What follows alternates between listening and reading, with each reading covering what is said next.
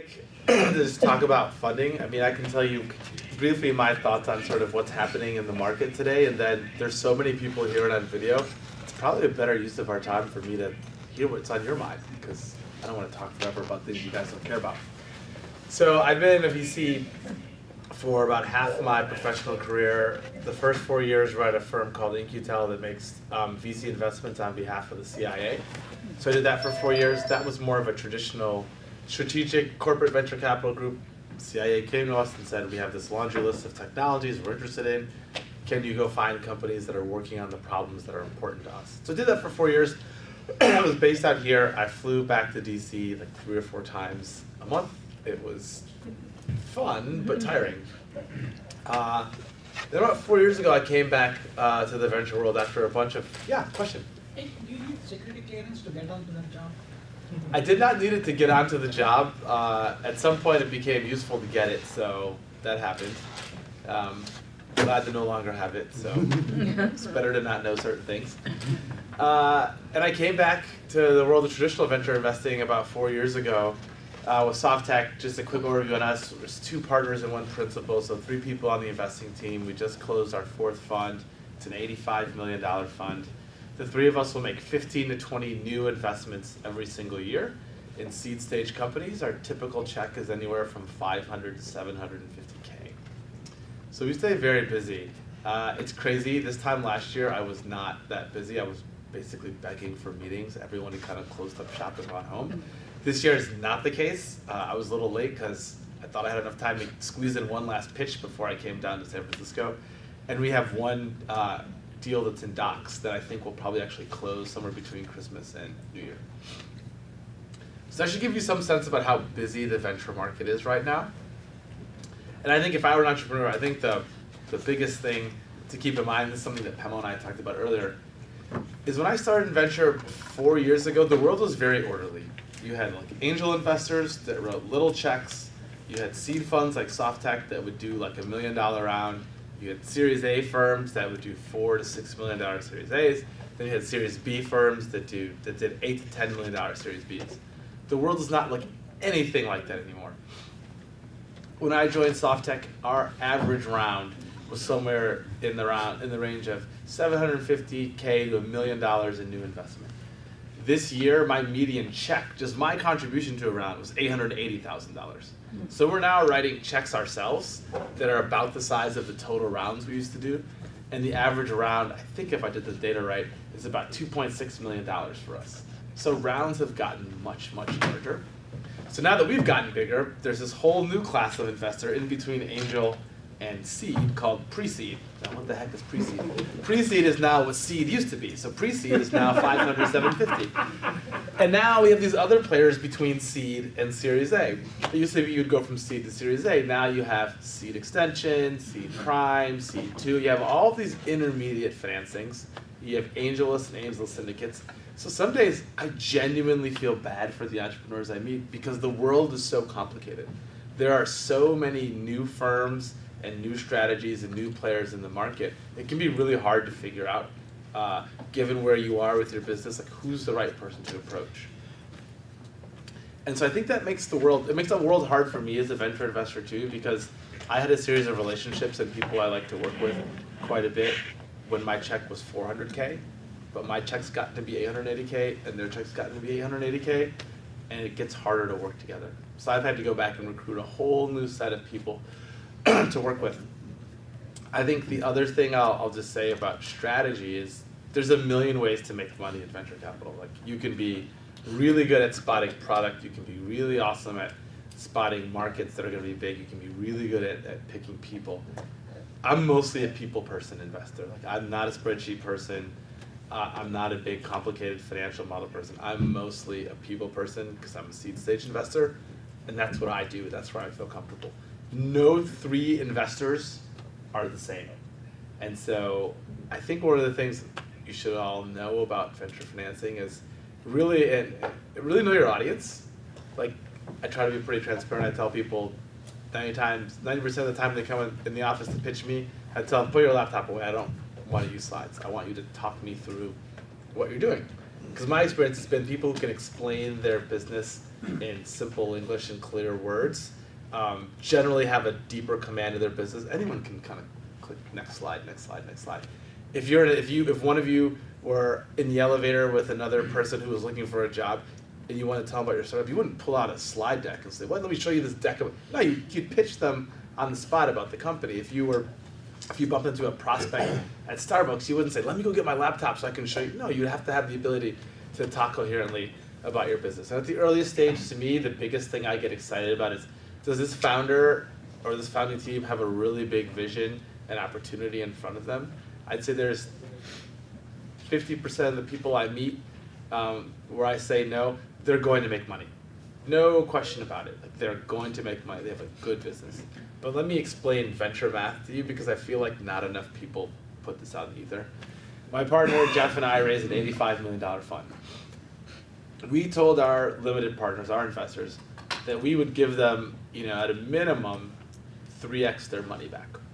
So 3x plus the original 85, we're talking $340 million in gross proceeds that comes back to us that we can then give to our investors. Our typical ownership stake in a company is somewhere in the range of 5 to 10%. So if you do the math, we need to deliver somewhere between $3.5 and $7 billion in gross outcomes in order for that math to work. So I need like 2 Nests or like 4 YouTubes when YouTube got acquired. Like, that's the scale of dollars I'm trying to generate in outcomes, so that my little teeny piece at the end of the day is enough to satisfy the commitments we made to our investors. Which is why I will meet teams sometimes that have really good businesses that I think will top out at $50 to $100 million in total outcome. Those are good businesses. I'd like to run one of those. They're very lucrative, they're very good for the founders. They don't necessarily work for my math as a VC. And it's a really hard conversation to meet somebody who you're like, you have a good business. It's by no means small, it's by no means lifestyle. I hate that term, I think it's super derogatory. It just isn't venture scale. And it's one of the most awkward conversations I have, and I have it probably 40 times a week. I think the other thing to do is just give you a sense of like what my world looks like as a VC. So we have 3 people in our firm who have the ability to write checks. I think last year we were presented with 3,200 opportunities, and we invested, I think, in 17 companies. So it's a really, like, the winnowing it's like very few things are gonna make it through the funnel. And so there are things where we said no, where other people that we like and respect, who are smart, said yes. They looked the same fact pattern we had, and they just reached a different conclusion. And so don't get too discouraged if you get a wave of no's. I know you're all entrepreneurs, so you won't get discouraged, but venture can feel like super opaque as a process, and every firm is different. So to the degree you can, if you're gonna pitch someone around venture financing, I'd highly encourage you to find 1 or 2 people who've raised money from that firm if you can, and figure out what makes them tick. Because even my partner and I are very different in our styles. I'm more of a conversationalist. Tell me what you're doing, tell me where you grew up, tell me about your background. He's much more of a traditional, come in, plug in your laptop, walk me through your pitch, tell me about the model. We're different. If you pitch me like you pitch him, it's probably not gonna be what I'm looking for. And if you pitch him the way you pitch me, he's not gonna enjoy it either. And these are kind of like the same way if you were going to a customer meeting and you were gonna pitch the VP of a big company, you'd ask his or her lieutenants, hey, like, what style of presentation does she like? Does she like to see slides at the front, the back, those kinds of things. But I don't really know where to go. I do this all day long. I do venture all day long, so that I never know what parts are really interesting to people. So are there things that are on your minds collectively about the venture process that I can help maybe clarify? Otherwise, I can just talk about lots of things. So my question is, when you're being the next Nest or the next Uber or whatever is cool, but when we start small, but like in your mind, like how can an entrepreneur cultivate that large vision from the beginning, I guess? I'd say the number one thing, that's a really good question. What's your name, by the way? Harsh. Harsh, that's a good question. The number one thing for me that kind of just go, in a pitch is I'll ask someone, so what's the big picture? What's the big idea? Some companies, when I meet them, they know. They're like, okay, well, I'm glad you asked me. Like, here's what I think we can bite off today as a 3 or 4 person startup. This is our little wedge, but if we do this, that unlocks X. If we do X, that unlocks Y, and eventually we become a really big and interesting company. And I don't expect them to be able to accomplish that all on the small amount of capital that we provide them with, but I need to know that that founder has an idea that's bigger than one product. It's bigger than the thing that they're doing today, and that could eventually turn into a really big market. We have a few companies in my portfolio. It's borderline ludicrous what they think that they can do at the seed stage, but I actually believe that they can achieve that vision. And that's what gives me comfort that if they're right, and the market's as big as we all think it is, and they emerge as a leader, then they could be one of those kind of category companies. So we were investors in Fitbit. My partner was one of the first investors in Fitbit at the seed stage. If you'd seen what that product looked like, you might not have invested back then. But James had a really kind of big vision about what it would mean to take a fairly large pedometer and make it very small and connect it to a smartphone, and what it could do for kind of health and fitness for the average consumer. And it was a really compelling vision. In a market that the pedometer market itself wasn't terribly interesting, but he had this vision and articulation for what they could build. Same thing with Uber. If you just said, hey, I'm going to be the next generation taxi company, people would have said, oh, it doesn't sound very interesting. Taxi's like a no growth business. Who would want to do that? So you have to be able to articulate kind of a vision of the future that's super exciting and why your company is positioned at the center of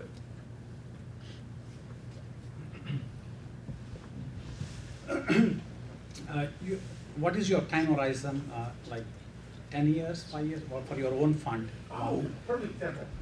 Good question. So the question was, what's our time horizon? We raise a fund, it has a 10-year life. So we sort of expect our typical company to take 7 to 8 years to mature on the outset. So that means so the way our fund works is we have a 10-year fund, we raise the money, we tell our investors we are going to make all of the first bets on that fund in the first 3 years. So that's what we call the investment period. It's a 3-year investment period. The remaining 7 years will be making follow-on investments in the companies that do well enough to raise additional capital and continue to grow. So we raised this new fund this year. By the middle of 2016, we will be done making new investments out of that fund. We will be fundraising for Fund 5 and thinking about the next crop of investments. And then over the remaining 7 years, we'll monitor the investments we've already made and we'll make follow-on investments. One more, and then I'll go get this. Yeah. What the most irritating thing I find in the fundraising part is, I know my VC I want to talk to, but the guy won't, looks like it's very, uncool to send a cold email. Yeah. So that's becoming a big thing for me now. How to get, is there any other way, or you got to find some guy in middle? I don't know if I should say this, but I will. I'm like the vast minority of VCs in a lot of ways, and like one of the big ones is I actually like cold emails. To be clear, you're gonna have about 75 tomorrow morning. That's why I don't always say this in public settings. I do like cold emails. I think for a long time venture's been really clubby, and it's been very easy to just say, I'm important, I'm busy, I get lots of things coming at me. If you want to get on my calendar, you have to engineer a way to find out. I meet plenty of 22-year-old founders who've never raised money before, don't have friends who've raised money. I meet people of all ages who've moved to the Bay Area from somewhere else and don't have a social network here. And a lot of the most interesting people I've met in Silicon Valley who are now like sort of famous, I met them when they first got here. And I got to know them before they were famous, whatever the heck that means. Like popular or well followed on Twitter. And they're just regular old people. And they're like, why did you meet with me? I'm like, I don't know. And I'll tell you why. I do know. I was being a little facetious. I do know. For me, being open to cold emails is important. I try to respond to all of them. If they are well written. If they don't feel like it was part of a spam marketing campaign where it says "Dear Investor," then I'm like, okay, I don't feel any obligation. If this person didn't take any time to personalize it, I don't feel bad about not replying.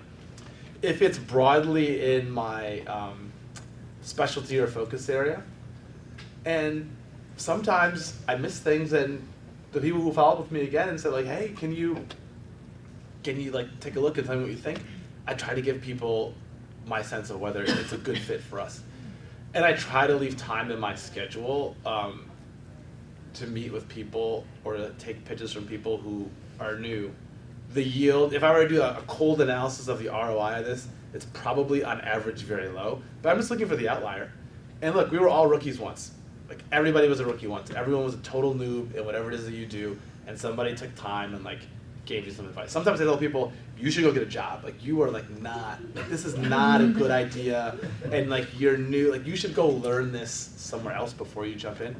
But I don't know, like people have always helped me, and I never know where the next great founder is gonna come from. So I try to remain open, but most VCs will not respond to cold emails. It's just a matter of course, because it makes life easier. So, you had a question. Actually, I have several. Like as you were talking, many different questions come to mind. So if it's okay, maybe I'll backtrack a little. Okay.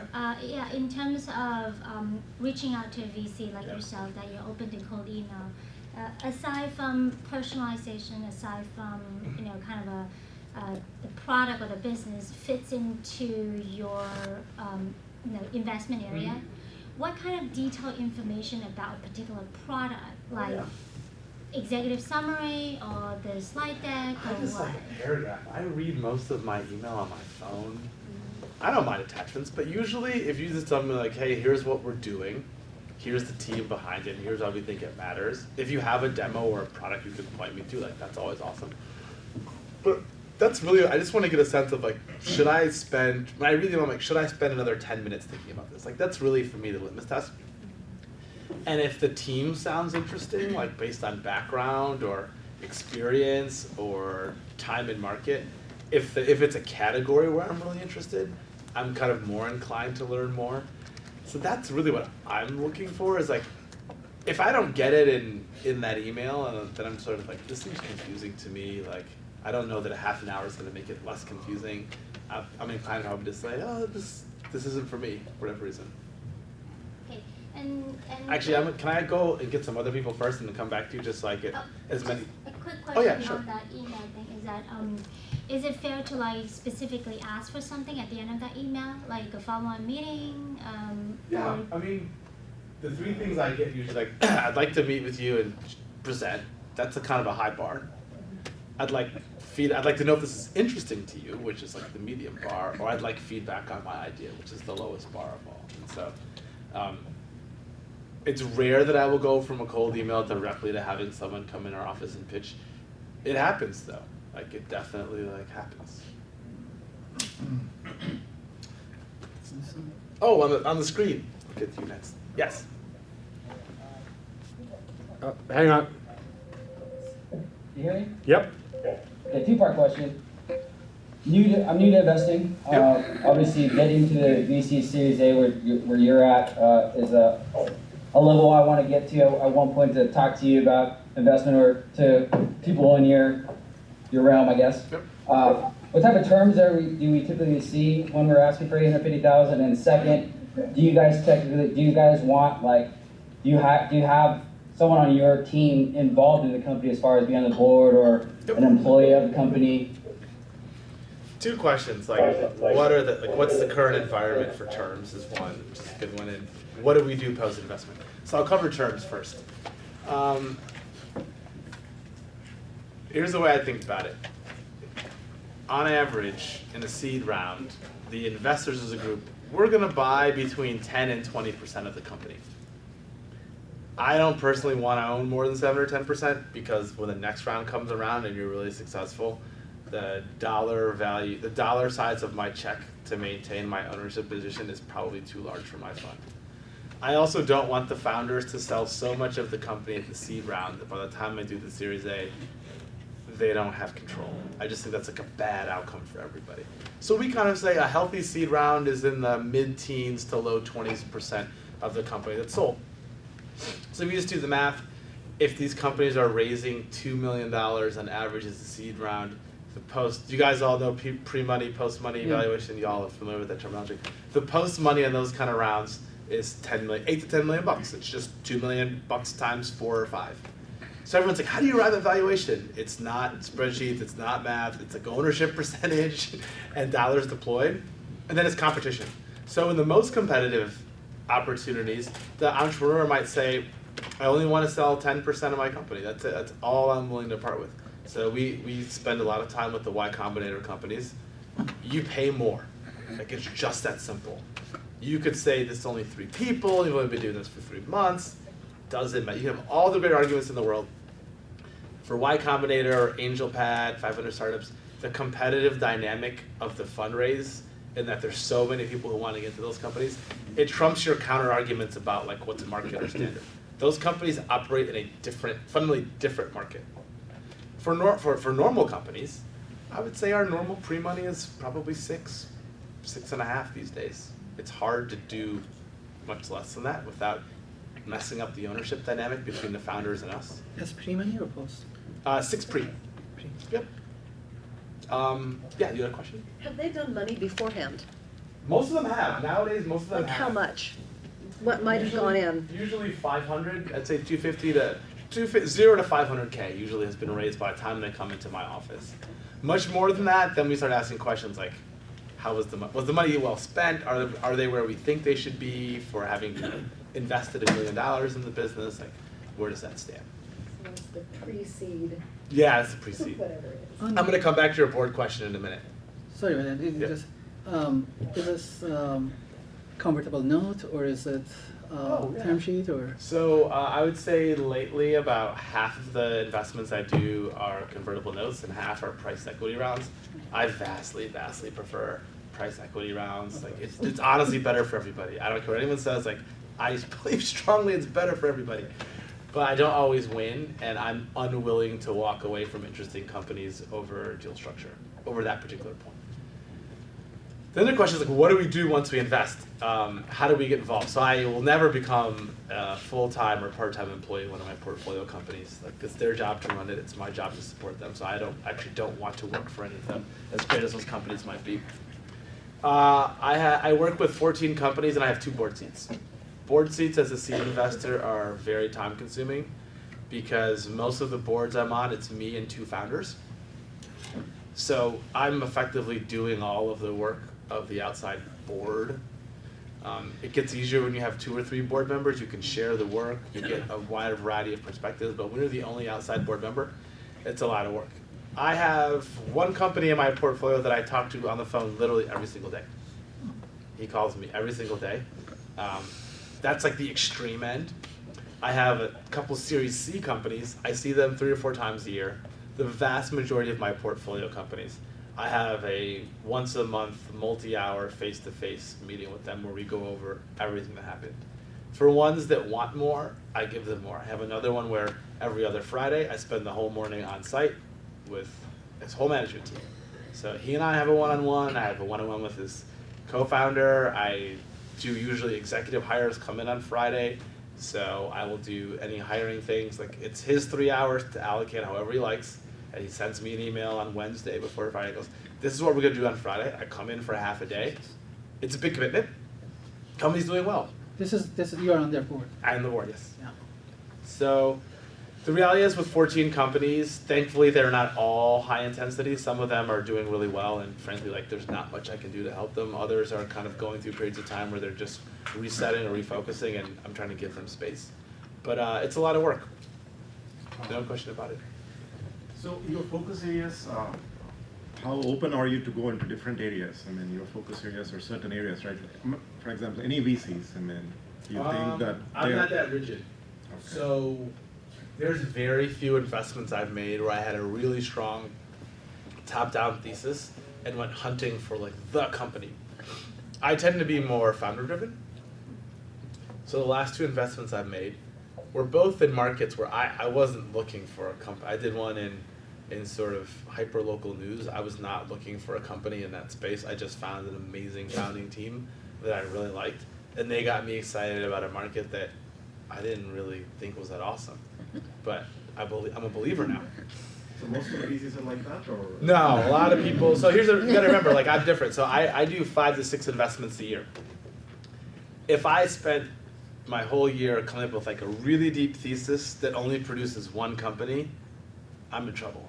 If I were at a Series A firm and I do 2 investments a year, then you should be very thesis driven, very top down, because you're only going to get 2 bites a year. So you should have deep conviction about the market and the company that you choose. Also, Series A companies, they're just more mature. You're picking from companies that have already made choices about what they're going to build. I view myself as kind of an idea taker. I don't tell founders what they should build. I don't want to be in that business. Like, they come to me and say, I'm really excited about this. There's some things, like I don't invest in games anymore. I spent 5 years working in games. It's a brutally hard business. I don't want to invest in game studios. I could talk for hours about why, just accept that I don't. Ad tech is kind of the same way. I like ad tech. I have enough ad tech exposure in my portfolio. I don't really want any more advertising technology companies. And when I usually write off a market or say I don't want to do it, it has nothing to do with the skill or ability of the individual entrepreneur. I've just decided of all the places I could put money to work, that isn't one of them. I think Amanda, you Oh, had a yeah, question? we'll take one from the TV and then I'll come over to this other. Yeah, is it true that being a sole founder is a disadvantage in getting funding? The simple answer is yes. It's not a non-starter, but I think what we've seen is being a founder, like who in the room is a founder? Like I've been there, it's freaking stressful. And like every day is not your best day. And most founders do not have the full set of skills and capabilities to do everything that needs to be done. So we prefer co-founders as much for balance of skills as it is for kind of emotional support and like someone to prop you up when things aren't going well. However, some of our most successful teams have been husband and wife founding teams, have been solo founders. So I think when I first took this job, I had religion that solo founders are not good. I don't have that anymore. I just think being a solo founder is harder. And there's certain businesses where I go, gosh, it'd be hard to be a solo founder. And I really wouldn't want someone to feel like they have to make another employee or make somebody a founder in order to make their deck look better. So if it's really your idea, I'm working on an investment right now. It's clearly a solo founder. Like there is a guy who's doing this, and he has a co-founder. But you look at the cap table, it's more like an early employee than a co-founder. It's clear to me like I'm really investing in this guy. And I ask a different set of questions about solo founders because my deep-seated fear of solo founders is they don't have a founder because they're hard to work with, and that they can't recruit and convince other people that their ideas are worthy of their time and effort, or that there's some personal, I don't use the word defect, but defect in that person and their ability to attract others and rally them around their idea. And I have seen a few cases where we funded a solo founder. I'm like, man, that company's like a revolving door of execs. And I go talk to them like, I can't work with that founder. He or she is so difficult. Like I understand when they're a solo founder. And that's what you're always afraid of as an investor, is that the fact the person couldn't or chose not to recruit a co-founder is indicative of some personality trait you haven't uncovered yet. Let's see, I'm gonna go to this gentleman here and then we'll work our actually, can I go to him first? I felt bad, I skipped him. So in the B2B space, especially in SaaS, you usually have, I would say, 3 phases. You have where you find the opportunity and you build some kind of MVP, then you pilot it, and then you validate this business. Now, what do you want to see from a startup that's in the phase between you finding an opportunity and you have like pilot partners, and you want to validate the business model? What do you want to see from them? I guess, are they at the right stage for your firm, and what stage are they? And what do you want to see typically from them? So the question is like, how do you know where you are as a B2B startup based on product market fit traction? Like, when is it right for us? Yes. So I'm going to cut the world in half. There's enterprise startups, which I think of as like, you'll have a relatively small number of customers paying you a relatively large amount of money per customer. And then there's just like generalized SaaS, where you might have a wide number of customers paying you less, tens or hundreds of dollars a month, as opposed to hundreds of thousands or millions per year. The typical SaaS company we find on this side of the map is probably in the 15 to 20,000 a month in recurring revenue. It seems kind of far, it's pretty advanced. Like, it's kind of crazy. Maybe 2 years ago that number was 5 to 10K. But now we routinely see companies that come in that have managed to build a product that has so much latent demand that on a relatively modest amount of money they can get to a 5-digit monthly recurring revenue run rate with good growth, so 10-ish%, and low churn, sub 5%. Those are much easier to evaluate because you just say, hey, call me when you get to 10 or 25,000 in MRR. The enterprise ones are so much harder because you're not going to have 40 customers. You might have like 2 pilots, right? And so for those, the good news is you can usually just call the people, and I'll always ask them, why'd you pick this company? How important is this in the grand scheme of things? What other solutions did you look at? How long have you had this problem? I just want to get a sense, are they doing you a favor? Sure. Is this really a pressing need? Is this something they'll actually spend money against? Because I don't expect most early enterprise companies to have a mature sales force, a mature sales model. You probably haven't really figured out pricing. Yeah. I just want to know, like, do people want this thing? Now, what if in healthcare? If it's in healthcare, so I'm not that healthcare smart about healthcare. I wouldn't even opine. I'm seriously, I'm like not smart enough to like opine about healthcare companies. It's a different beast. This gentleman here, yes. So what are the verticals that excite you, that you want to invest in? Did we learn that already? I can tell you the things that are interesting to me, where I'm probably on the margin spending more time. I really do like this consumerization of health, like this idea, not like healthcare IT, not stuff that's on the hospitals, but stuff that's taking all this digital healthcare information and putting it in the hands of consumers and allowing them to do interesting things. Like that's, for me, like broadly an area that I think is interesting. I like mobile infrastructure, not stuff that sells to carriers, but stuff that sells to the CMO, VP sales, other people who can actually buy technology within the enterprise, but where mobile sort of can help them be successful. And I like good old-fashioned plain consumer apps. I just think every year there's a new crop of 13-year-olds who have no allegiance to last year's products, and they will decide what will be cool. So I always leave room in my life for just straight up consumer apps. Can I ask a follow-up? Yeah. Sure. What's your hit rate, however you want to define that, in terms of the risk, the bets that you make and what happens after? Boy. So this is the worst part of being a VC. It's very, very slow. So I've been doing this for 4 years. I sort of know, if you think about my investments in annual cohorts, I had a 2011 cohort, I had a 2012 cohort, 2013 cohort, and 2014 cohort. I basically know next to nothing about my 2014 cohort. It's still too new. I know a little about 2013, a little more about 2012. In 2011, I actually have like some sense. My view is I want to find 2 companies that I believe could return the entire fund out of the 20 that I'll do. So thus far, Over how many years? over 3 years. 3 years. So I was just doing the math. Right now I have, from the Fund 3 cohort, I have 1 exit, 2 shutdowns, and like 3 that I'm pretty sure could achieve the like return, the whole fund. But you gotta remember, every company in our portfolio that's our best company now, I can assure you at some point was our worst company. We were like deeply concerned that company was going to, I know for a fact, I sat in a partner meeting and we're like, those guys, boy, that's gonna be tough. And many of our companies that are now, I would say, our lowest performers, I won't say worst, at one point in time, they were high in that leaderboard. And because we invest in early stage private companies, it's not a straight line. They go up and down and back and forth. And I won't really know the fate of my 2011 cohorts until like 2017. And the crazy thing is, the better the company does, the more short-term data you get. But you don't get any money. I don't get any money for a unicorn until someone acquires it.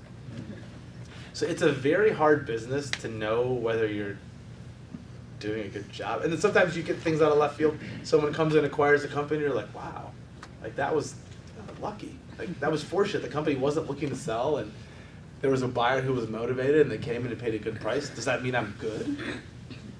I don't know. Doesn't mean I'm lucky, but yeah. But so it takes a long time to get enough data to know whether your pattern recognition, pattern matching, selection skills are good. Let's see. Let's back it. You've been patient in the back. There's also a couple. And then we'll do then I'll come to you guys on the screen next. Hi there. So my question is, on the founding team, can you speak a little bit about the profile, the skills, and the dynamics that you look for in a founding team? Can you maybe just repeat? Yeah, so the question is like, what do we look for in terms of skills and composition of the founding team? So the thing I like most is to see people who've worked together for a fairly long period of time, in relative terms. The ones that scare me are like, oh, we met at like a hackathon, or we met at like a startup weekend. Like that can work, but I just worry that those teams aren't battle tested. They don't know each other's personalities well enough. They haven't had enough disagreements. They also haven't spent enough time together to know each other's relative strengths and weaknesses. So I like kind of time in the saddle together. I think that can really help. I like people, a lot of it depends on the business, right? If it's a B2B business, if it's, for example, for our hardware companies, we really like to know that somebody on the founding team has actually been part of a hardware project before, because those are so hard that like we can't actually afford to have you make all of those mistakes for the first time with the amount of money we're giving you. And then a lot of times I like to see a balanced team. If it's all technical people, it makes me worry, like, how's the go-to-market gonna happen? If it's all go-to-market people, I'm like, who's gonna hire, train, and motivate the engineers? So I like to see balanced teams. I also like to see teams that are self-aware about what they don't have. So I'm like, who's gonna run marketing? The person will say, well, I'm gonna do it for the time being, but like, truthfully said, I'm doing it because I'm the better marketer of the two of us. Like, that's a whole. And a lot of that comes from, like, the slide I spend most of the time on is usually use of funds. What are you gonna do with the money when I give you? And that usually tells me who the team thinks they need to hire. And so long as the team thinks the people they should hire are the same people I think they should hire, we're like in a pretty good spot. Then I spent a lot of time looking at like interpersonal dynamics of teams. Are founders talking over each other? Is the body language bad? Like what can I glean in an hour from their interpersonal dynamics? How do they act in the elevator? Yeah, the elevator guys, that was bad. Maybe I'll tell that story later. On the TV, yeah. So I had a question about, you talked about 2 of the companies shut down. Yeah. So can you share a bit about why they shut down? Was it interpersonal dynamics? Was it, egos? Was it, the timing for the product wasn't right? Oh, one of them was mine. One of them was the company I started. Yeah, so that's how I joined SoftTech. I had started a company and I joined as a venture partner. One of the companies you shut down was my own company. I can tell you exactly why it shut down. Maybe the people who work there might have a slightly different story, but I'll tell you why I think it shut down. So in 2010, Zynga acquired a company where I had worked with my co-founder. He ran engineering, I ran kind of revenue and sales.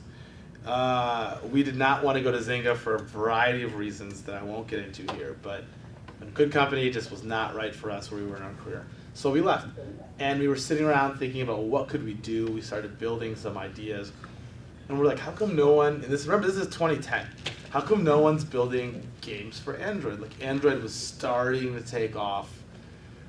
And we said, well, what if we just do the slightly contrarian thing and bet really early and really big on Android and build an Android-specific games company? We'll take the knowledge we have from the last 5 years building casual social games.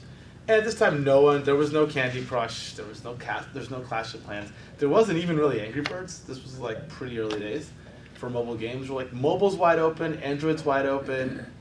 What are the 3 things we need to believe will happen in this market for this to be a good idea? 1, like the Android development environment has to get better. 2, like the Android hardware devices have to get better and have to become desirable in the eyes of consumers. And 3rd, like platform monetization on Android has to close the gap, not catch up, but close the gap with iOS.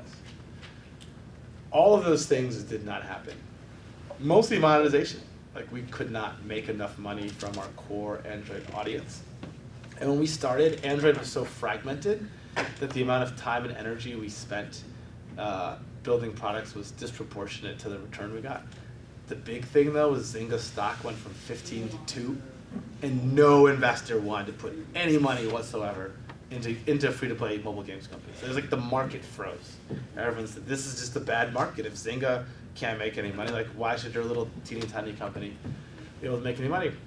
And what happens when markets change like that is, when we went in, we're like, well, we'll be early with Android. Like worst case is, we'll have this unique expertise and some other game company will value us as their Android studio. We're not planning for that, but like that's our out. But we suddenly went to a world where no company wanted to take on excess OpEx. Everybody was trying to cut people and cut expenses. The idea of bringing on a team of 12 people. And it's funny, when the market goes against you, everything you think is an asset becomes a liability. So we're like, oh, we've got a team of 8 engineers. This will be awesome. People are dying for Android engineers, so like we'll be this super juicy target. But in a world where everyone else is trying to cut costs, a large team is a liability, not even an engineering team in San Francisco is a liability, not an asset. And so I think we properly diagnosed the situation. Like I had no illusions when the market moved against us. We tried very hard to sell the company and ultimately did for a very small amount of money. But that was one where I literally sat down with my co-founder. I was like, dude, we're screwed. And we went and met with Google. I can't get into specifics, but we learned a lot about what was happening in the back-end payment system for Android. And we very quickly realized that the things that would have to improve to make our lives better were not something we could influence as a startup. We would be a price taker in that. Like Google would fix those issues based on their own priorities. There's nothing we could do to work around. And I was like, we got the timing wrong. We were off by, my guess is about 2 years. The other company, the CEO was just not the person. I will not say more than this. He was not the person I believed him to be when we invested. That happens sometimes. Those hurt. But he was not the leader we thought he was. I'll take one more from the TV, then I'm going to come back to the main room. Yeah, in the back. You mentioned that last year you got about 3,200 applications and you funded 17 of those. Can you talk a little bit about the process that the companies will face before it gets funded, when it reaches out to you and until it gets funded? Oh yeah, I'll just tell you what our workflow is. It's very simple. This is the advantage. Could you repeat it? You got 3,200? Oh, so we got 3,200-ish proposals. Wow. We didn't meet with all of them, and we funded 17 companies. So like, what's the workflow? So we have this Salesforce-like system that we use that keeps track of everything that comes in. It makes it super, super helpful. Mostly because some people will email all of us and we'll be like, oh, I saw this company. No, already looked at it. It's in the database. So we'll log it, and then we do first meetings or one-on-one, or the team and one of us. So whoever gets it decides, is this in my bailiwick? Am I interested in taking the meeting? If it's an education company, I might ask my colleague Stephanie to take a look because education's her area. If it's a consumer app, they might ask me to take a look. So we take a look, and then I determine, do I want to meet with these people or not? And my preference is always to do face-to-face. The energy is better, everything works better. I pay more attention, they pay more attention. Next best is like video. Worst is a call. A call's the worst. If I were you and somebody wants to have a call for the first meeting, I would try everything in your power to at least get it to be video, because like I can tell you as an investor, like it can be very hard in the middle of the day to pay attention on a phone call where you don't see the person's face in front of you. If that first meeting goes well, we have 2 partner meetings a week, one on Monday and one on Thursday, and we use that just as a pipeline review. We talk about all the companies that we've met and seen, and I might say, hey, I met this great company this week. They're making video conferencing widgets. You guys should totally meet them. They'll come in, they'll meet Jeff and Stephanie. Then the next meeting, the 3 of us will talk. And we will talk, and basically to get funded, someone in our group has to say, I want to work with this team. I think they're awesome, and I like what they're doing. I want to basically raise my hand and say, I'm going to do this investment. And then if we have objections, we try to talk the other person out of it. And that can go on until it's resolved. And usually the output of that is we come up with a diligence list. So we don't have like a standard diligence checklist. Ours are always custom to the deal. And we'll come up with a list of like, here's the 4 or 5 things that we're stuck on. So let's go research them. And our rule of thumb is every time you work on a company, you have to like it as much or more than you did the last time you touched it. Because if you lose momentum or you lose enthusiasm, even if you can't put your finger on why, it might be something else is more exciting. It might be like you're getting kind of wishy-washy feedback. You're probably not going to make the investment. Like the reality is like, so we say every time you touch it, you have to be at least as excited as you were the last time. And then ultimately, if all the diligence checks out, we decide what we want to offer in terms of terms and dollars, and we do it. That can be as fast as 4 days. It could be as slow as 4 months. Average is about a month. This gentleman here, and then you. My name is Will. Thank you very much for your time this evening. I have more of a broad-ranging question. Sure. I'd like you to do a comparison between you kind of started in this business and today. about the diversity, and particularly in terms I've certainly seen and welcomed. There's a lot more women in these positions. Oh, yeah. A lot more multicultural. Yep. Can you give me some commentary on that? I'd be just interested. Oh, it's hard. It's been slow. I think the progress of women in venture capital is outpacing the progress of people of color, I think. Sure. Not surprising to me, there's a lot of really smart women in the world. And I think a couple of things have happened. One, I think the intake pipeline for junior VC folks, I look at it, I know many firms where the principals and associates are female. That's the future of the industry. That's already like kind of locked in. If they continue to perform well, many of them will get promoted. And if they don't get promoted, I expect them to go start their own firms. So I think that's easier. I think the bigger issue with venture is, I mean, you can look at some firms and you'll see like everybody at that firm went to Stanford. Or everybody at that firm went to Harvard. Odds are like they're not looking to change. So the way that they will diversify or change will be people who have easy to digest backgrounds and experiences will be slowly integrated into those firms. And I think as Stanford GSB or Harvard has more females in the class interested in venture, who have a background in tech or product management, they will look like easy hires to VCs, and they will make it in. But I think it's going to be a long time before venture becomes more open to outsiders, because A, it's a small business, B, it's a high trust business, and C, I just don't think most people want to change. I hate to say that. I think most people are like, unfortunately, like relatively happy with the status quo. I think the thing that's changing is there's more female-led businesses that are coming into our office, and I've met some of them who are like, I don't want to put up with this crap. Like I read about like some of these like bad behavior VCs, like I'm not taking money from people like that. I'm going to take money from someone who I like. And then I think there's the whole, are you the customer?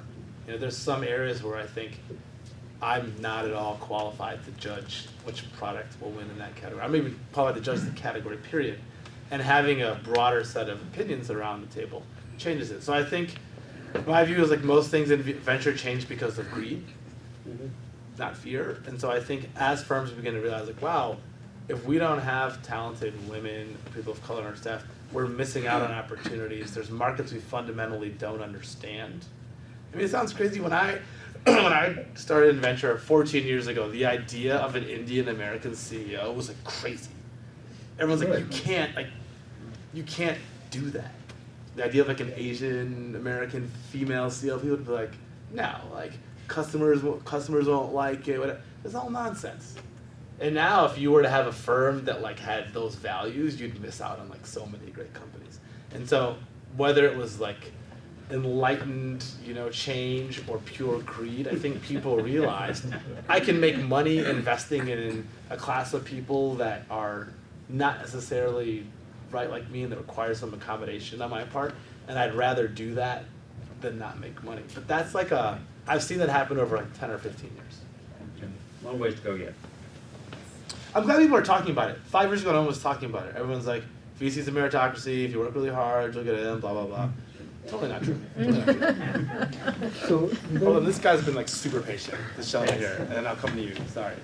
As an investor, would you have more interest in a company that has let's say 500,000 in sales, or maybe $2 million of solid letters of intention or partnerships, The question is like, how do I measure like sales that have been made versus like promises versus, this might not be what you want to hear, but I always ask myself, if I believe this company can do $100 million in revenue, and that's kind of the rough and tough number I look for in the future, the difference between 0 and like 500K is kind of noise. It's good to see that customers are willing to pay. It's good to see that the company can command a price point where the register rings. But in the grand scheme of things, it's a very small amount of money. And the other thing I find is startups chronically underprice their products in the beginning because you want customers. And so you're like, I don't want price to be an issue. So I'm like, all right, this 500K, those customers in 4 years could be paying $2 million. So for me, the big question is the market big? And do I think this can be a company that has a margin structure I can live with? Like I spend a lot of time thinking about like, how does this company eventually turn into a business that has really, really good margins so that they have the flexibility to spend that money on sales or marketing.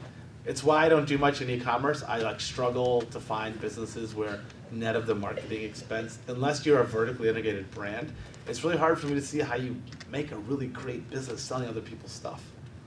Like it's really, not impossible, it's really hard. So I always ask myself like, is this a good business period? If the answer is no, no amount of revenue is interesting to me. If the answer is yes, then I say, okay, well, like, what signals would I need to see in order to believe that this is the right company? Can I ask another one? Quickly, yeah, and then I'm gonna jump So around. let's say we're talking about a social media analytics and broadcasting company. When you do a due diligence, can you give me your input on that? What would fail, or what would make it pass, whatever? That's a good question. The question is like, what kind of due diligence would I do in a company like that? Yeah. What are you looking for? I normally want to know what motivated the buyer to. I find customers are really honest if you can get on the phone with them without the vendor there. Sometimes they'll tell me, look, like, they came up on AdWords and we like click the button and we like the interface and we're trying it. So what I'm really looking for is like thoughtful customers. In a big market, sometimes there's just so much latent demand that people are not informed. They're like, you can solve a problem, so you'll get all the business. But I'm looking for the thoughtful, informed customer who goes, hey, we've had this problem for a while, we tried to build something internally, it was a disaster. We did a bit of a bake-off, and we thought these guys had the best long-term potential. Here's the things that the product doesn't do today that I wish it did. We think they're underpricing it. I'm really looking for kind of voice of the customer stuff. I want to understand, because sometimes you'd be surprised sometimes what people's customers say. That AdWords thing is not made up. I've had someone tell me, like, literally, I did a Google search, they came up, I clicked on the link, and I got to the landing page, and I tried it out, and I've been happy with it. That's like not the most sophisticated analysis, but it also wasn't a very expensive product. So I don't know, I try to always tailor my due diligence to, like, if it's a competitive market, I'll ask lots of questions about the competitors because I want to get a sense of like who's doing well. This gentleman here and then in the back. And then you. Yeah. Yeah, Charles, in general, what kinds of metrics are you looking for the companies that you fund in terms of revenue growth or user growth, profitability, customers? Good question. I always get in trouble when I say this. Don't tell my partner I said this. I'm not really a metrics person. I'm more of a bottoms up. Is it big enough? So I can say profitability can be as harmful as it can be helpful. Oftentimes, if I find a business that's profitable early, I'm always like, don't you have enough growth to like when those dollars, like usually be at a point when you meet me that like putting those dollars back into the business to grow faster is a much better use of time and energy than it is to sort of extract profits. The reality is to get something done in our firm, we very rarely, at our size now, make investments in companies where we don't have some semblance of metrics. So my rule is some data beats no data, but more data rarely changes your mind from some data. So a lot of you will go out and pitch, and people will tell you, this is great. If you come back in 2 quarters with some more data, I'd love to see it. Of course they'd love to see it. It's free. It's like free. You go do the work, you come back, you show me the data, I go, wow, this data is really great. I can think of one investment I've made where the person came back, and it was the 3rd time, and showed me data. I was like, wow, you double every quarter. I still don't fully understand how and why, but I want to find out how and why. The only way I'll do it is by investing. There are so many VCs who I think, partially to maintain an option, partially to be nice, will tell you like, this is great. Like if only we had more data. 99% of those people will never write you a check. Unless you're in no data is real. Like if you have literally no data, like haven't launched, don't know if anyone's gonna use that product, I think that's valid. But once you have some data, if someone tells you they'd like to see a lot more data, they're probably not the right investor for you at that time. The other thing, like the real honest, like the less snarky answer to your question though is every firm is different. And I think if you look at the kind of companies that people fund, I mean, you look at some firms, you're like, wow, they do really crazy consumer stuff. I'm guessing they're not really into like hardcore revenue analysis. You see someone who does mostly enterprise and B2B, They're going to want to see business model, gross margins, cost of sales. So I care more about the model.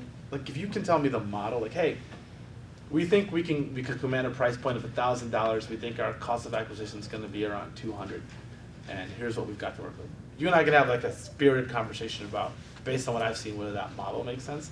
But we invest so early. Like our typical team is like 3 or 4 people when we fund them. They haven't done much. So I'm much more interested in figuring out, does this company have a model that will yield a big company? Does that help? Yeah. Some?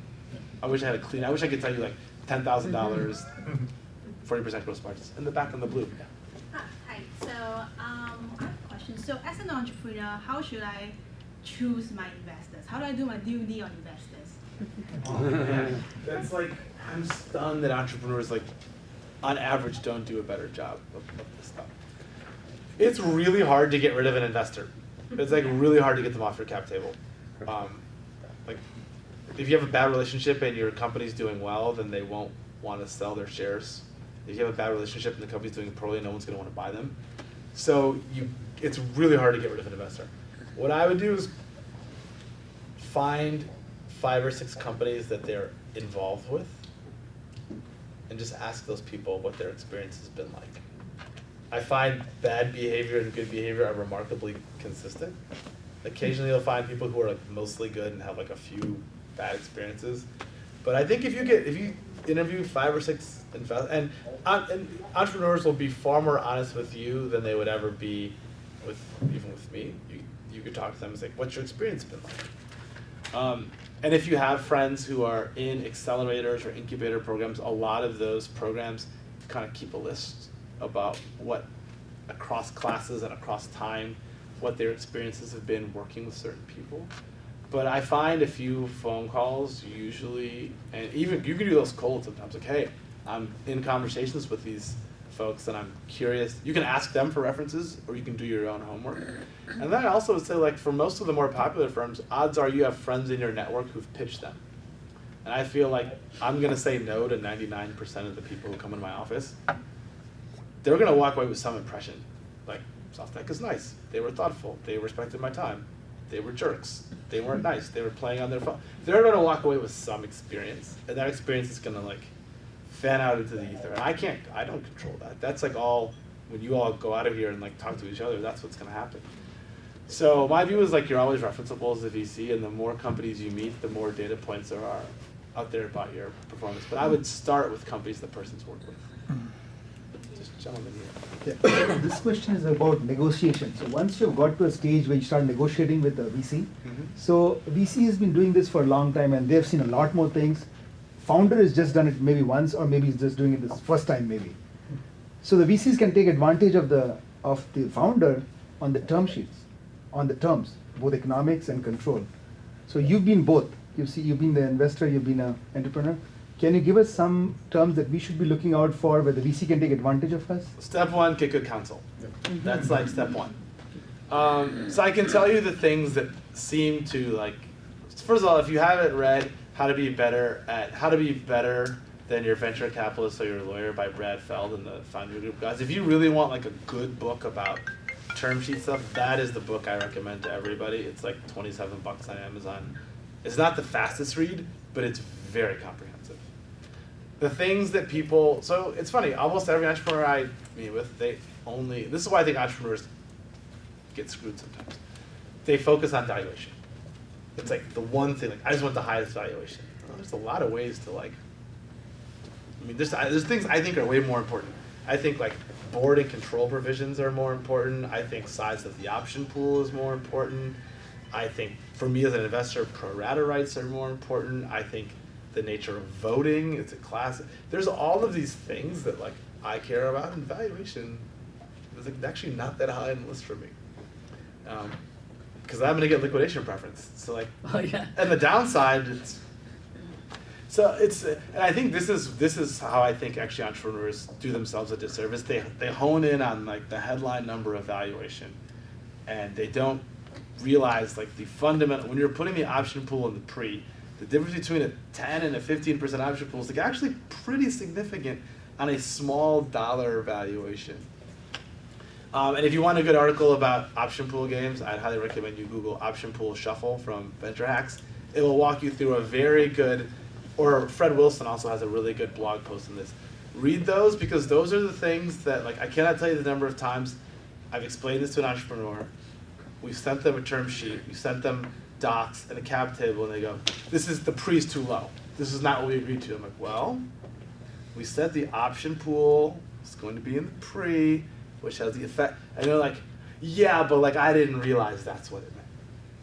And so like, those are awkward conversations, because I don't want people to think I dealt with them in bad faith, but I'm like, we were pretty clear in the term sheet about the mechanic. So these are things that you should just understand, that these are the levers that VCs will pull, because those are the levers I care about. Valuation to me is, if I want 10%, and you're like the pre-money, you're like, it has to be 8 instead of 9, I'm like, okay, I have to write another $100,000 check to get my 10%. Okay, yeah, sure.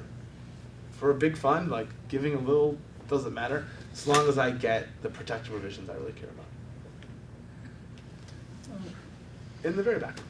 How do you handle cases where you might be excited about a company, but someone at SoftTech has already invested in them, whether yourself or Stephanie or Jeff, and it's a market, somebody else invested in a similar company or in the same market? Oh, we don't. You can see it as competitive. We try to do everything in our power to avoid portfolio conflict. It's so messy.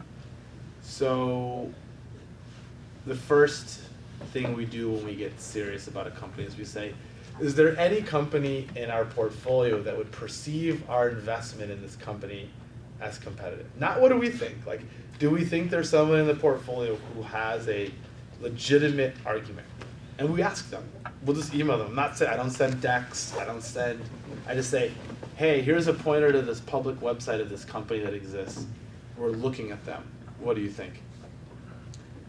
Most of the time the founders go, don't invest, it's competitive.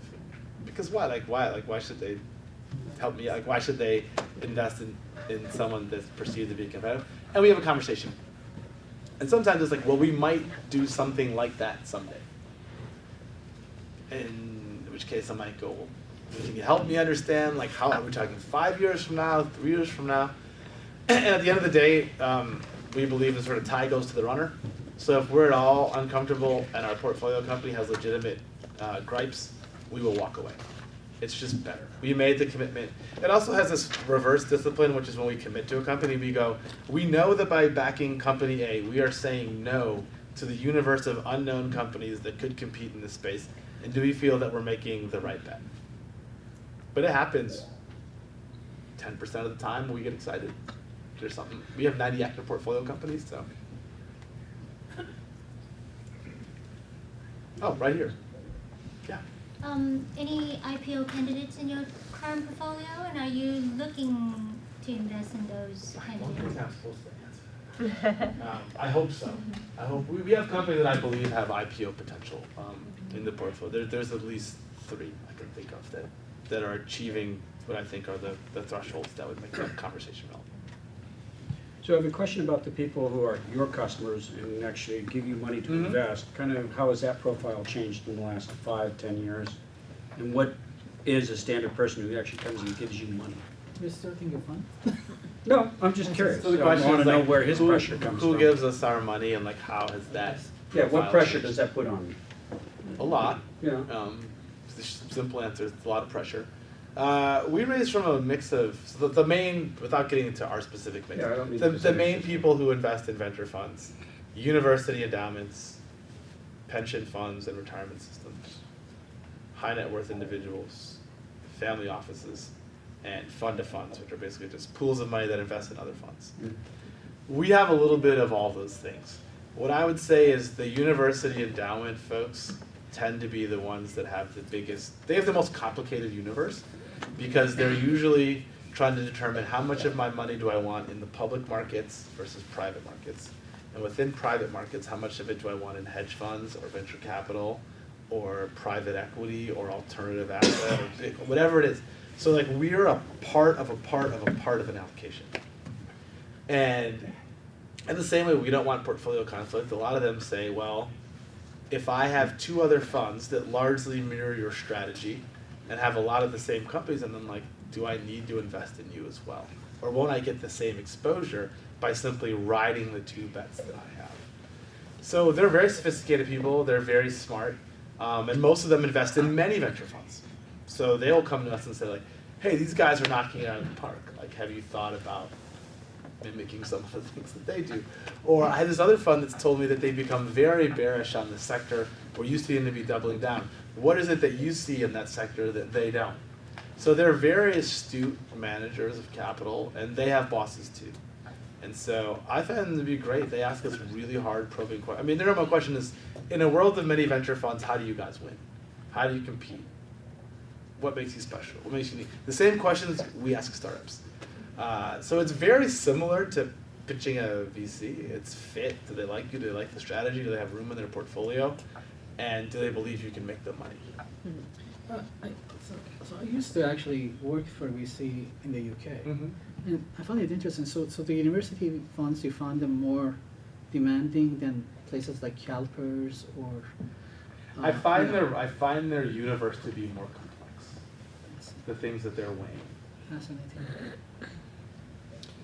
So just, one of the things that I always advise clients that are looking for Series A money, going to, bigger rounds, is to, before they actually are ready to, start reaching out and meeting investors, because typically most VCs that I've encountered don't invest in people they don't know. Yep.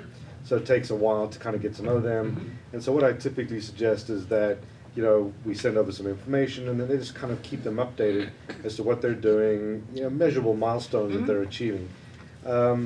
Is that something that works for you guys too? So if a company is not quite ready for the seed investment, but they think it may be of interest to you, you think it may be interesting, that they just kind of keep you up to date what they're doing? I mean, is that helpful to you? It is. So long as I can envision a scenario in which we'll invest in the company. Yeah. There are some people I meet with repeatedly because I like them. I'm like, I don't think this is right for SoftTech, but this person's cool. Like, I like them. I want to help them. I have a time allocation for doing that activity. It's really hard to invest in strangers. We do it sometimes. We'll meet somebody. They're brand new. It's the deal's coming together really quickly. We have to make a decision in 2 or 3 weeks. It never feels good. Most of the companies I've invested in are people I've known, and I don't mean like they're my best friends, but I've known them for years. And I've gotten to know them in a non-fundraising context. And I have this other pool of people who are like brand new relationships, like new people I didn't know before, who I'm getting to know. But I'd say like 2/3 of them are people where I had like a pretty long prior relationship with them before we wrote them a check. Here and then back here. I know I asked this before, but I just want to ask you, founders and executive team, their compensation, and like what do you think is kosher? What gives you pause when you? I have a bright line at 10K a month. You want us to repeat the question? Oh, the question was like founder compensation and executive salaries. Like, what do I think is fair? Yeah. The bear is expensive. Like it just is. And so for me, the bright line is anybody at a seed stage company is getting paid more than 10K a month. I just want to understand why. That's the ceiling, 10K a month. That's the ceiling. I just need to understand why. So I've encountered situations where people have children or an executive whose spouse doesn't work, husband stays up, whatever it might be. Like if it's going to be more, like that's a pretty significant cash outlay for a seed stage company. It doesn't mean it isn't warranted. I just need to get my head around why. So I tell all of our founders, if you pay yourself $100,000 a month, I'm sorry, $100,000 a year, rather. I was thinking in month terms. You're never gonna hear a peep out of me. If you pay yourself less, cool. So long as you're not like worrying about your financial situation or feeling like you have to get a second job. Like I want to strike the balance between the team feeling like they can be focused on the work with minimal financial stress. I don't want people who feel like they have to go work on the weekend and do something else unnatural to make ends meet. And I have companies where there are people on the team who are making more than that. Could be an early expensive hire that we pulled out of Salesforce or Google or Twitter, but I feel pretty strongly that like 10K in the early days is a pretty good bar. What about equity in terms of founder keeping that? How much equity do you think is good? I don't have a hard and fast rule there. It depends on because it depends on, are there 2 founders, 3 founders? Was it really one person working alone for you who brought in a second founder? Like, it's too hard to give it a blanket answer. Oh, there's someone here, yeah. This is also someone. Have you invested in any company bootstrap and then before they wait for Series A, but take more time to get a Series A funding? I've funded bootstrap companies, which was the question. I funded a bootstrap company. The hardest thing about funding bootstrap companies is getting them out of bootstrapper mode. Like the things that make you successful as a bootstrap company, like rigorous financial management, like a close cost conscious. It can be hard for those companies to shift to growth mode and to actually spend money ahead of plan. And it can be a struggle to get them out of that like tortoise shell mode of being a bootstrapper. And so I spend a lot of time with companies that are bootstrapped, trying to figure out, are they really ready for the pressures and rigor of a VC, pushing them to grow faster and to do things that would be unnatural. It would be unnatural as a bootstrap company to burn $100 grand a month. Like you just wouldn't do it. You wouldn't be bootstrapping for very long if you did that. And so a lot of it is like making sure that the team has culturally wrapped their head around the idea that we're going to change the way we operate. We are not going to manage to the expense side, we're going to manage the opportunity. So sometimes it works, sometimes it doesn't. This gentleman on TV.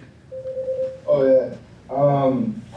Sometimes I'm a small startup, and I often have trouble when I'm trying to raise funds with investors because I don't know if it's me being a bit maybe too honest with them, but I really let them know that maximization of profit is not our main priority. It's secondary priority. Our main priority is quality. Quality of the service, product, and also how we administer the business. And I don't know if it's because of my young age or because I have no track record, but sometimes the feedback that I get from an investor is either that I'm a bit naive or that why. The big focus on why would I focus more on quality than the maximization of profits. And I just wanted to see how would you react if some entrepreneur came up to you and said, hey, you know what, that's just my secondary priority. I guess I have lots of companies that are not maximizing short-term profit. They all have a good reason. Like I have a couple of companies that say, we're in a business that has strong network effects. We believe if we can capture the most users early and win the market, it's winner take all. So the thing we care most about is growing the network of users and keeping them engaged. Because we know if we become the biggest network or service provider here, there'll be plenty of money to be made.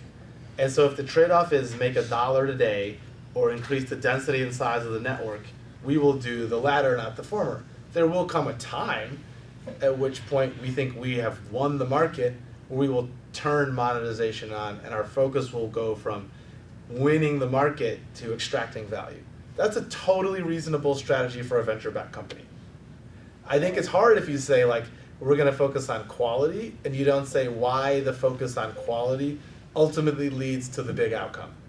I have some companies that are really passionate about mission and community, and they care about it because we think we will actually win. We think if we can build the most honest, authentic community and we treat our users with respect and we do these things, it will ultimately yield the company that's more valuable than one that's like ruthlessly focused on extracting every dollar from the user up front. So part of it to me is that you gotta tell me the story about winning. And if you say the way to win is to do X, Y, and Z, and we think the path to winning is to build the highest quality product, like I think before Google, a lot of people didn't appreciate on the investment side the importance of things like performance and latency. And now people are like, oh yeah, like for consumer services, like performance and latency is like a big deal. To say like we want to have the best product and performance and latency is part of that and quality is part of that. And here's why we think it all matters. You got to tie it all together. Because I think most investors in the end want to know that you're going to build the winning company in the category. If the highest quality product doesn't win, then maybe quality is the wrong attribute for that category. This gentleman here on the... Yeah, what do you see as far as equity delegation amongst the founders? Like even blends, any alarms go off if one has significantly higher? The question is like founder equity splits.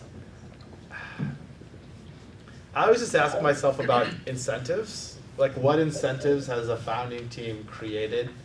And I generally am okay with wildly divergent equity splits if it reflects contribution, whether financial or time.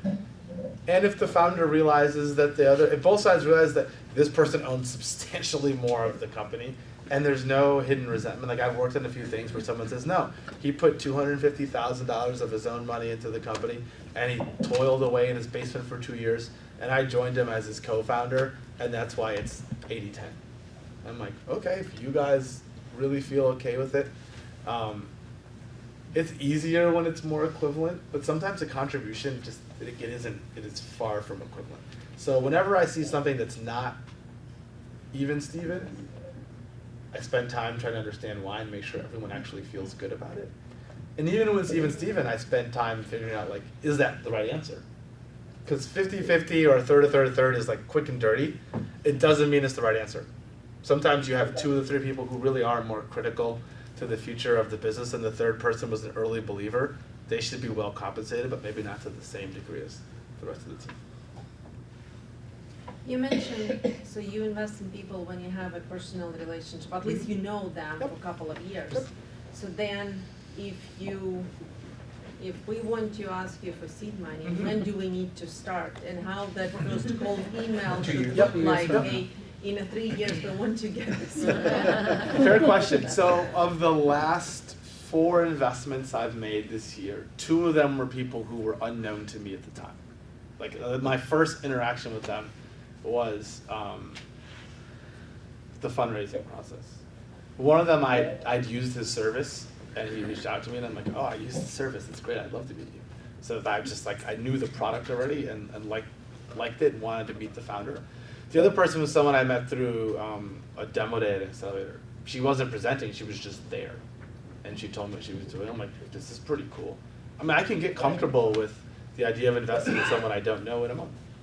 And a month is kind of what it takes for us to get something done anyway. And if I'm really motivated, I can do reference checks and figure out, like, usually if you dig hard enough, you'll find some shared social connections where you can use for references or background. So my guess is by the time it's all said and done, 25% of the people I fund will be people who are fundamentally unknown to me when they came into my office. It's just going to be 5 of the 20. The other ones will be everything from someone who I've known since freshman year of college to someone I worked with 1 job ago. So it's a pretty wide variety. I can probably do one more. Okay. One more. Who hasn't? Is there anyone who hasn't had a chance to ask that question? These guys. There's one. You should do 2 more. One All right, from we'll each do other. one. We'll do one from here, and then we'll do one from the TV, and then one from here. I have a question. How do you feel about a company that has products that can be sold multinationally? Oh yeah. So the question is, how do we feel about companies that have products that can be sold multinationally? It depends on the product. For software, it's not really that big a deal. For our hardware companies, it can be kind of a nightmare. Just dealing with like the regulatory distribution, it's expensive. So most of our companies do not start off international from day one. They tend to focus on the domestic market because that's easier to conquer as a small company. But most of our most successful companies eventually tackle international. So I don't meet many companies today that don't have long-term plans to go to Europe, Asia, Latin America, wherever, or Africa. Many of them don't have that from day one. And we tend not to invest in companies where their initial market is not the United States. So I'll do one more here. Tough to do Russia these days. Yeah, I had an engineering team. I had a company that had a big engineering team in Ukraine. That was tough. Yeah, Didn't do that. Yeah. Well, I'm going to allow this guy to go, and that'll be we'll take us out with our last question. All right. So the question is, the pitch we made to a VC company. Yep. And then the answer came back, hey, it's not big enough opportunity for us. We have one big competitor in the market. So they got acquired for $1.4 billion. Yep. For me, I don't understand why they say it's not big enough. And they have today, my competitor has 30% market share, 70% is up for grabs. This is the one, so there are many, many things I think as an investor where you can be convinced with data or other things that your instinct is wrong. You could spend more time with a founder and get to know her and say like, oh, she's great, she's like better than I thought. You can get comfortable with a product. Man, market is just so hard because it's not about TAM, it's not about spreadsheets. It's like, does it feel, it sounds so silly, does it feel big? And sometimes you can say, but like, look, this market's huge. And then I might say, yeah, but it's not growing. Or you might say, oh, this market's huge. I'm like, but it's fragmented. Like, no one has more than 1%. So why are you going to be the outlier that has 30%? The reality is VCs get market wrong all the time. We get it wrong all the time. Plenty of people told Uber that there was no market for what they were building, that the market was tiny. Oh, black cars on demand. What's that just for like 1%ers? Like, you'll never make a big business out of that. And so market, I would advise you though, if someone is really telling you that they have deep skepticism about the market size, your history has shown that most VCs do not budge on that. Because of all the things you can change about a startup, you can't really, I can't do anything about market. If I don't believe the market's there and your time in market doesn't prove it's there, there's really no solution. If the founders aren't great, sometimes you can make a switch. If the product's not right, you can do a V2, V3. If the market's just bad, everything's so hard. So I would say we get market wrong all the time, but I think that's the one thing if someone tells you, I don't believe the market's big, I don't believe it's that interesting, until you have new data or a new take on the market, I would kind of accept that that's that person's view. Can I just ask you one last question? Sure, absolutely. You know, Maples always gets asked about Twitter. Yeah. You know, how did he pass it up? Are there any that you guys passed up that you, afterwards you went, oh, crap? Yeah. It's a simple answer. There have been tons of them that we passed up. Some of them predate my time. I mean, we did get a look at Uber. We did get a look at MoPub, which got acquired by Twitter. There are many, if I sat here, I try to block it out of my mind because it's kind of like... those are the thunder lizards that... Yeah, there have been, and some of them, like truthfully, the answer is they didn't look like the company they are today when they came into our, they look like something fundamentally different. And so we just said like, based on what we see today, we're just not convinced. Like it's not, like it doesn't feel like a huge, big winner. And those, I'll tell you the big one that I regret, we didn't give them a term sheet. I saw Stripe's pitch at YC. And I was like, credit card processing on the internet, that's like a solved thing, right? And they're like, no, it's really hard for developers. And I'm like, it's credit card processing. It's been around for like 30, this really can't be that big of a problem. But I should have realized, like, I'm not a software developer. The Collison brothers are software developers. They were saying, this is actually a really big problem. And I didn't see it. Like, I didn't see the world through his lens. I remember when I worked at Google and I started hearing about Dropbox. We were working on Google Drive in 2007. We're like, there is no way this little teeny company can provide large amounts of storage in the cloud to the internet. Like, that's a big company product and service. That is not something a startup can do. We will crush them when we release Google Drive. It just took many, many years longer than it.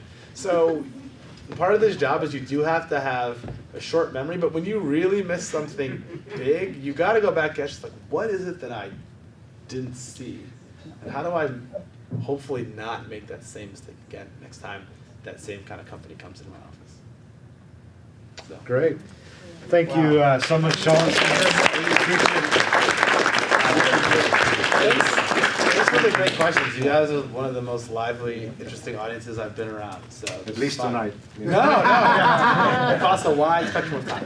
And don't be surprised with 76 emails in your inbox tomorrow.